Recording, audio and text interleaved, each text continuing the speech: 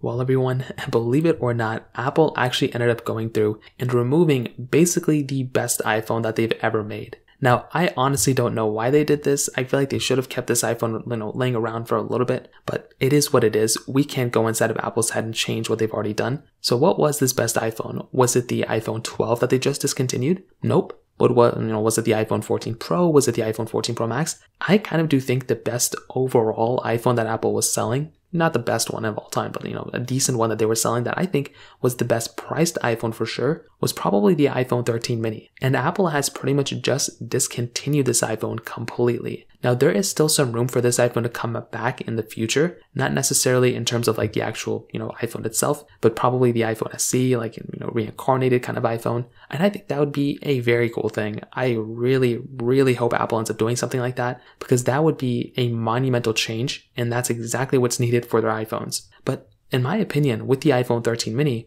this was a very good iPhone that Apple was selling. It was very solid. It had a tremendous, I would say value for the size you were kind of getting with that type of phone. And that was something that this phone was going for exactly. When I look at something like the iPhone 13 mini, I pretty much saw an iPhone that Apple was pretty much fixing, that they were like trying to get as good as possible. And I was very, very happy with the iPhone 13 mini. I feel like Apple knocked it out of the park. And it was a big upgrade and a fixed upgrade, I would say, from the iPhone 12 mini. But the problem that we were getting with the iPhone 13 mini was that this was an iPhone and this was a product that essentially Apple, I knew they weren't going to keep it for many years, but they were going to keep it at least for like a few years. And that's exactly what was needed. They wanted to increase the prices a little bit, like bit by bit on all the iPhones. And when I look at something like the iPhone 13 mini, I really do feel like this is still such a great iPhone. You're getting an amazing build quality, an amazing display on this type of phone, great cameras, which were amazing, and you were also getting really good performance. You were getting the same type of performance